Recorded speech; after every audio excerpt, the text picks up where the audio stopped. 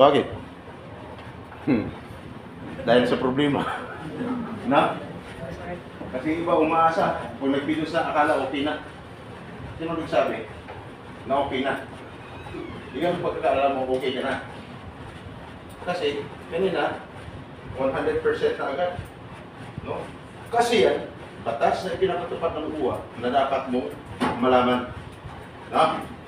Kailangan, kung ano nakasulat, kung ano nakasala doon, no? Anong natutunan mo, alam mo na pagdating doon. Kasi, para paghandaan mo, iba't ibang hamon, pagsubok, na iyong makarapin, pagdating sa labas sa bansa.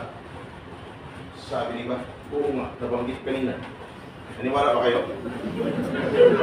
Na may mga hamon, mga pagsubok, na iyong makarapin, pagdating sa labas sa bansa. Ang tanong, handa ka na ba? Diba? Kaya dito sa part ko, parang hindi na ako nag-open ng hindi na ako open ng module. Hindi na ako nag-ano projector. Bakit? Pag ako naman mag-open ng projector, mas mahaba pa ang tatalakayin ko. Abutin tayo ng alas 6 ng hapon. Kasi, no? Kahit patayuin mo ako sa harapan, isang araw, hindi ako mauubusan. Nasasabihin. Hindi lang sa batas, naging karanasan ko OFW sa bansa, naging karanasan ko rin. Ano ang karanasan ng OFW sa bansa? Yung nagtatrabaho. Nagtatrabaho. Kahit walang sahod, sige, trabaho pa rin ng trabaho. No? Tuwang-tuwa kung natin ng isang buwan, akala sa sahod na. Yung pala walang sahod. No? Dahil sa mga pagbabago, yun ang mga pagsubok pagdating doon. Ang karanasan ko ano? Yung pagtulong sa mga kamukha. Pagtulong sa mga OFWs. No? Kung nagka-problema sa labas sa bansa, pati dito sa Pilipinas, sobrang umaasa nung mag-apply, akala okay na. Kung pala isang taon na hindi pa rin naka-alis, no? Hindi na banggitin Mr. Bong. Hindi, malalaman niyo mamaya. Pero bago ako magpapatuloy, mas maganda, makilala mo muna ako. Kasi nag-duty pa ko paggabi. Paggabi. Kaya lalaki mo na iwan ko. Paggabi. Barangay Tanod. Barangay Tanod. Sabi na. Kaya pala nakaganito. No? Kaya pala. Barangay Tanod. May nantok ko lahat. Pagdating sa park, walang nantok. No? Lahat ng antok kisig. Lahat ng gutom busog. Ang tuwi, hangin. No? Okay. Tuloy-tuloy lang. Okay, pangalan ko, may ballpen. Para kayo kung isulat ko hindi. Kasi minsan, nagpapakilala na ako, ni isang litra man lang ng pangalan ko, hindi ko namin sulat-sulat. Pero ngayon, magpapakilala ako, malay mo, may isulat mo. Ito ang pangalan ko. Okay, basta-basta manipala. May nagkatayo sa harapan, tanong ka lang ng tanong, no? Hindi mo lubusan kung gaano mo siya kakilala. Kasi puro ginagamit yung eraser. Pero hindi mo naman kilala, hindi mo nabigyan ng pangalan. Pangalan, mo lang apelido, no? Ang tanong, nagbigay pa sila ng number sa inyo, hindi naman. Okay, magbigay ng number dapat, no? At maganda dito, salamat kayo sa inyong agency. Dito, kumpleto lahat. Lahat ng speaker, may mabibilis, may matatagal. Okay, picture pa. Yung government agencies, pinapicturean sa inyo? Ha? Lahat ng mga hotlines na pag tinawagan mo, ang tanong ko, sigurado ba? Sigurado ba yun? Paano po? Wow! Kung mahirap yan, pag tinawagan mo, in case of emergency, ang sagot ng siya, number yung dial. May tinawagan nyo, primero, number yung dial. Or out ang emergency area, please try to wait there. Yung huli na, parang bungal na. Number yung dial. Ingat, pangarap ko ito na. Are you ready? Ito mga very well si San Carlos at konsepto ng Viva Venus Manila Starry. Nandito po kami ngayon na sa para sa inyong favorite na drone. Mr. Sam, ano naman ang mga services niyan? Ang laging sagot ganito. Mamaya, hindi mo na naman ang buong Italy. Sa akin, naisulat mo siya, hindi. Sabi niya, paano kung isulat? Wala kong ballpen. Pangalan ko si Rizal. Gutom na siya. Pero, ganun talaga ang muli kaya ni Sir. Dumadanas sa mga pagsubok. Hindi na sa labas. Dito sa Pilipinas pa lang may pagsubok na. Tandaan nyo, kayo ay mga bayani. Nabanggit kanina? Hindi. Nabanggit. Part ni Sir Bung, dangal ng bayan. Kayo ay mga bayani. O sinong ex-abroad? Taas yung mga kamay. Ex-abroad. Thank you. First timer, taas yung mga kamay. Thank you. First timer. Hindi ba yung magkataka? Bakit konti na lang ang mga ex-abroad? Sabi mo, bunga no.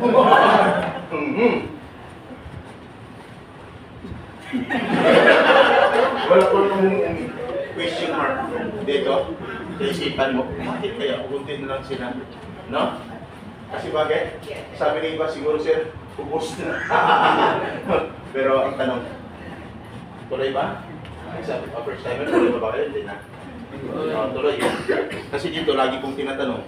Kasi pag nagsabi ko, pag na-memorize nyo yung sasabihin ko, kasi nag-exam ako after ng pagtutok. 150 items, ang passing score 149. Ang exam ko, yung natutunan nyo kanina. Kaya kung may nagsagot ka, ibig sabihin may natutunan ka, no? Kanina sa lecture ni Ma'am Sandra rin at saka ni Mr. Bong. May natutunan kayo, then may nagsagot kayo. Pero kung wala kayo nasagot, ibig sabihin wala kayo natutunan. Bakit may susan? Wala natutunan. Kasi iba dyan, kunyari, nakatingin sa speaker, tanong lang ng tanong. Pero nasiisipan, ganito, yes sir, anong oras mo pa kami talaga pawala? Kasi, nagmamadaling umuwi. No? Kasi, yung iba kasi mga ex-abroad, pilosopo ha, so maliban din sa mga ex-abroad. Eh, dito naman tulagi, ulit-ulit na lang. No? Ulit-ulit na naman talaga yan. Pero pagdating sa part 2, alam mo na ba? Hindi pa. Hindi pa. O, sa mga ex-abroad, hindi pa ulit-ulit to. Maraming batas na dapat mong malaman, pagbabago taon-taon na dapat mong malaman. Nasa labas ka ng bansa, may pagbabago ngayon. Nasa labas ka ng bansa eh, sino nag-update? Yung mga pilos provider. Kaya, dapat mong malaman yan. Okay? Ngayon, ulitin ko, Sam Carbaosa ng Amipa. Itos, tagapagsalita ko. Representative. Ano? Mayas ko dyan? Mga kababayan ko. Sir, bayani ka. First timer? Anong trabaho? Dito sa Pilipinas, anong trabaho mo nun? Nursing aid. Mabuti naman may trabaho. Kasi nung nagtrabaho talaga sa Pilipinas, bago mo na-abroad. Bago mo na-abroad, sino nagtrabaho? Sino may nagtrabaho? Sir, may trabaho ka? Bago pa? Meron ikaw, sir? Meron din. Kasi yung nakaraan, tinanong ko dito, sir, anong trabaho mo? Sir, wala. Ilang taon ka na walang trabaho? 3 years, sir. Wala talagang trabaho. Paano ka na buhay? Sabi niya, sir, tumitimpo lang. Tumitimpo. Sabi ko, linawin mo. Hindi ko explain na maayos kasi tumitimpo lang pala pag may bagong sahod. Jokes lang. Hoy! Ex-abroad. Hay! Batas ang pag-usapan natin. First time yan. Batas. Saglitan ko lang, saglit na ako. Makawin na rin yung maaga mamaya. Ako ang mag-adjust ang time. Kasi bakit? Napaka-iksiman to, tayo ito para sa inyo. I-apply mo lang pagdating sila kung may problema. Sinong mga ex-abroad na ex-abroad na dito sa kamay? Ex-abroad, thank you. Magtatanong lang. Isigaw nyo yung totoo. Sagot nyo sarap, idea masarap lang kung hindi. Iparinig din sa mga first time, ex-abroad. Masarap buhay o FW hindi. Narinig nyo? First time nyo, sabi ng mga ex-abroad, hindi po, hindi. Tuloy hindi.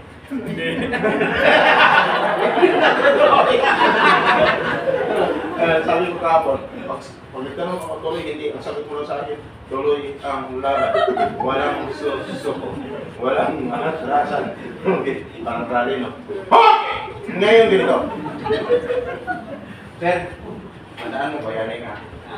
Nabanggit mo kanina nila dito kanina, yung salary ni Mr. Bong, kung paano kayo naging bayani.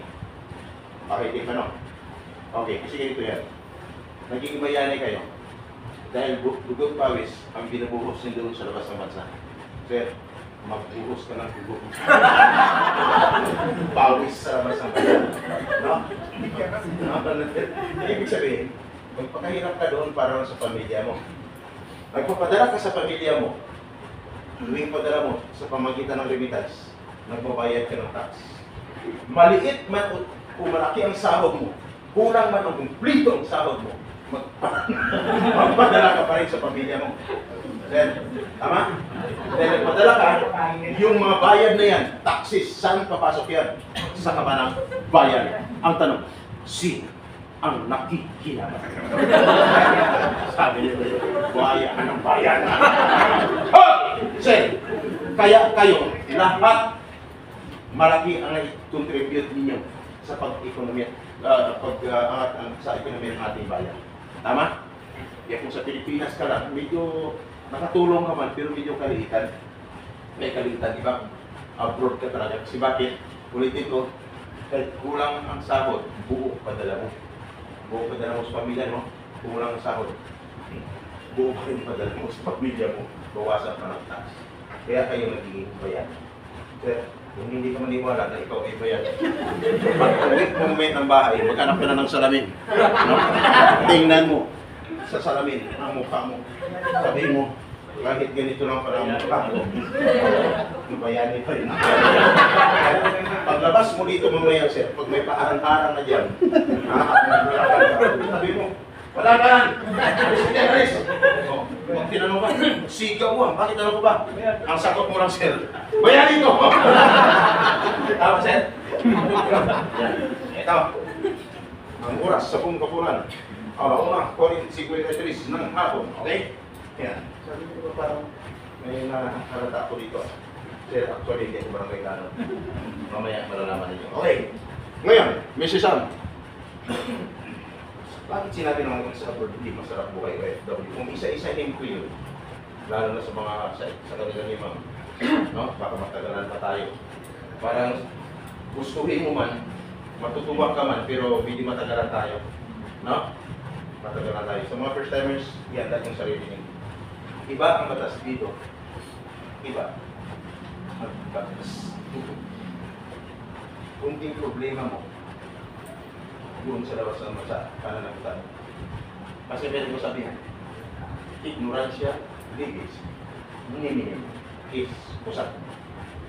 Hindi diyan. Ha? Ignorance of the law excuses no one. Kapag aral ka man hindi, mataas ang profession mo sa baba, mananagot ka pa rin sa batas. Kaya dapat maging handa kayo.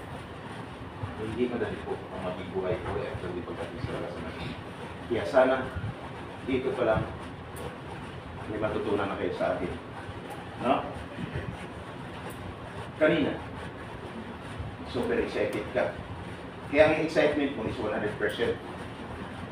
Pero sana, after pumakto, yung excitement mo, yung 100, nagiging 200, hindi yung naubos ang excitement mo. Bakit? Tuwing may nangyayari sa'yo, sasabihin ko, magbawas ako ng 20% doon sa excitement mo. Bakit? Batas ang ating pag-usapan. Mr. Sharon, anong batas? Naayon sa batas. Nagtatanong lang, sino nakapagsayin ng kontrata? Tayo sa mga nakapagsayin lang. Isa lang ang nakapagsayin. Sino hindi pa nakapagsayin ng kontrata? Tayo sa mga kamay. Halos lahat hindi nakapagsayin. Ayon sa batas, dapat isang OFW bago magpidos, dapat siya nakapagsayin ng kontrata. Sabi ni ba? Ha? Ganun pala. Sign ng kontrata, bakit kami wala? Hindi niyo alam dito, kay Mr. Bong, kay Ma'am Sandra rin. Kasi ang part ko nga is welfare assistance just in case of emergency. Kaya kung nangyari sa'yo, yung 100%, magbabawas na ako ng 20% sa excitement mo. Ang natira is 80%. At dapat, after magpilos, hindi ko lang magpagsaya ng kontrata before magpilos. Then after magpilos, siguro yung makaalis ka na. Kasi, hindi ka lang kapag-sign ng kontrata. Hindi ka lang napag-pilos. No? Ha? Kailangan kumplito na. Kaya dapat siguraduhin. Sa batas, 2 buwan hanggang 3 buwan mula mag-apply ka na visa dapat wala ka na sa Pilipinas ngayon. Yan ang sa batas. 60 to 90 days prior. Ang tanong, lahat pa ay nasa 2 buwan pa lang. Sabi ng iba niyan, ako mag-tinilaws na nandito pa rin. May ibig sabihin, bawas na naman ng 20%, ang excitement mo na 80%. Ang natila is 60% na lang. Guys, concentrate. Concentrate. Ha? Kasi minsan na iba, bigla nang lumalabas dito at tumatawag na. Sa kanya, hindi si ma'am. Bakit hanggang ngayon? Bakit ngayon din ang kami pinapigos? 10 months na ako. Sa batas pala, 2 months pa lang dapat na i-deploy din ako. Okay. At dapat, bakit kailangan may i-deploy ka? Kasi hindi ka lang nakapagpilos, nakapag-sign ng kontrata, ang iba na kapagbayad ng placement fee. Pag nagbayad ka ng placement fee, ang salary mo is 20,000. Magkano dapat ang maging placement fee? Dapat equivalent of 1 month salary. Sabi nito din. Bakit sa atin sobrang laki? Another 20%. Ang ibig sabihin na mababawas doon sa excitement mo na 60%. Ha? So, ang natira is 40%. Malinaw? At dapat pag nagbayad ka sa lugar, sa Jollibee, sa Chowking, sa McDo, sa Max Mall Hotel o Restaurant, wala sa nabanggit kong na lugar, dapat sa room ng agency. Sumigaw yung isa dito kahapon, sir. Bakit kami, sir, sa Jollibee? Sabi ng isa, at least pinamirinda tayo. Hindi niya pira yun. Pira mo yun ang pinakaasok sa'yo. Dapat sa loob ng agency na bayad at placement fee. May sumagot kayo sa sir, kami po sa Gcash. Sabi ko, patay ka, bata. Dapat sa loob ng agency! Malinaw? At dapat, pag nagbayad ka, ano yan? Kung magbawas ako ng 20% ulit, kung nangyari sa'yo, kung natira is 20%. At pag nagbayad, dapat may kaukulang, ano? Resibo. Sabi ng pinag, bakit mayulang mga resibo? May resibo. Kung nangyari ulit sa'yo, another 20% ang ibabawas sa'yo. Ang natira is 0%. Problema hindi. Problema. Ang tanong, tuloy. Hindi. Ha? Tuloy. Problema no? Hindi ko napabali ng kwento. May ibig sabihin, kung ikaw naka-encounter, katulad naka-encounter ng ganung problema, meaning to say, you are a victim of illegal recruitment. Anong batas? That is a violation of Republic Act 8042 of Anti-Illegal Recruitment or 10022 as amended of Anti-Human Trafficking Violation, guys. Kamusta? Kamusta po? Kamusta ang pakiramdam? Nabawasan? Hindi ko kayo tinatakot. Sabi ko lang, dapat malaman niyo. Kasi hindi po madali ang pagiging buhay OFW pagdating sa labas ng bansa. Ex-abroad ka man, hindi ko narinig yung sinasabi ko ngayon. Bakit? Sir, saan ka nag-pilos na? Dito. Ikaw, sir. Ex-abroad ka rin? Wala? Okay. Sino bang ex-abroad? Sir, sa pinagpilusan mga kita mo pa ako doon? Hindi. Tama. Nakita mo pa, ma'am? Hindi. Tama, kasi wala naman talaga ako doon. Ngayon yun lang ito narinig. At nalaman dahil dito ako ngayon. Guys, wala pa itong mga pilus. Nasa servisyo na ako. No? Hindi pa pinanganak si Ma'am Sandra din. Nasa servisyo na ako. No? Kaya, yung cellphone ko, pag pinaikot ko yan, nakabidyo kayo. Ha? Pag pinaikot ko yan at biglang nag-blink, may natapatan dyan, nag-blink, may ibig sabihin, positive, mayroon sa loob. Illegal recruiter. Wala naman. Wala. Mrs. Amarik, alam mo, Yan ang trabaho ko, mula noon hanggang ngayon. Kaya ayaw ko na maging katulad kayo sa iba. Last month, 170,000 bawat isa. Sila ay papuntang Poland, Africa, Malaysia, Europe, Japan, Japan, ano ba? Wow, Czech Republic. Poland daw. Poland daw. Alam niyo, ang problema kasi na pinipili yan. Hindi na sa Middle East country. No? At walang pinipili na profession yan. Bakit? Yung 12 ang teacher no? 250,000 bawat isa. Papuntang Korea. Ginawa ng pira to Gcash. Na-meet lang na suspect sa Las Piñas. No? So, makuha ng 250,000 bawat isa. So, hindi na nagpapakita. No? Kaya, wala silang alam. Bago nila nalaman na may tumutulong katulad namin, ulit na. Kasi nagkapagtago na. Hindi katulad yun, pag may nabiktima, ura-urada mismo, pag tinimbre, huli ang suspect. Ngayon, paano mahuli yung suspect?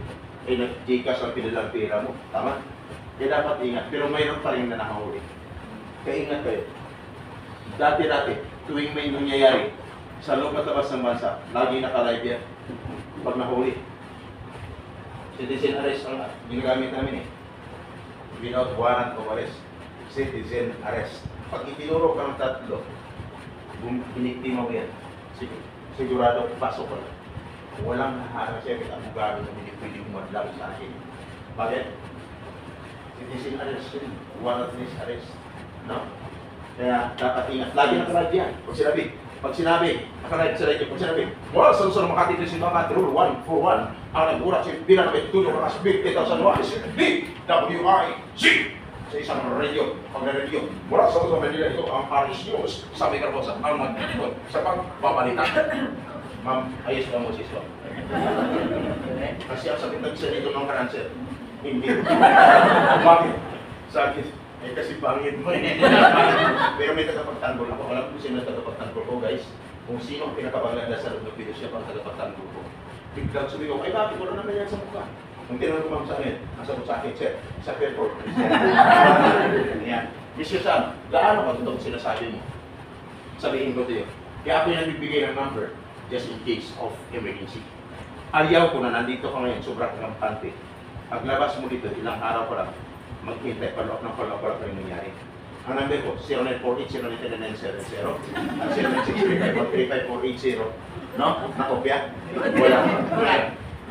Ang tanong, anong gagawin namin, Mr. Sam, pag nagka-problema? Tips, i-inform ang agency. Dito para sa Pilipinas, i-inform ang agency mo. Bakit? Baka kayo ay biktima dyan sa labas, ginamit ang pangalan ng agency, so kawawa pati agency. Tama? Bakit? Pwedeng mahuli yung nakausap ko doon sa loob ng agency, pwedeng mahuli at makulong. Bakit? Accessories of the crime. Hindi niya lang yun. Dapat i-inform sila as soon as possible pag may biktima sa labas. Ginuhaan ng pera, dapat transaction, wala sa labas, tapos ginamit ang pangalan ng agency. Marami kasing gumagamit ng pangalan ng agency ang purpose lang para kumita. Malinaw? I-inform ang agency. So ngayon, pag nandyan pa, hindi nag-agency pwede nyo inform nyo rin po ha. Kasi minsan, nag-apply din ako eh. Nag-apply din ako minsan. Kaya nag-apply ako sa Jollibee, sa Chowking, iba ng pangalan ko doon. Pagdating sa labas naman sa pagbabago, inaasahan mo ngayon, may problema. Katulad na nabanggit ko, yung problema walang pili-pili kahit anong lugar. Tama? Mga pagbabago, mga pinirmahan ng kontrata. Tulad ng sinabi ko kanina, kung tuwa ko na, nagpiliwanag na. Pero paano kung magbago? Paano kung hindi ka sinasahuran? Paano kung engineer ka, ginawa kang janitor o laborer? Paano kung nurse ka, ginawa ka ng housekeeping? Kasi hospital din naman ang trabaho din, no? Bisa siya bakit ko nabanggit yun? Yun ang totoo nangyayari.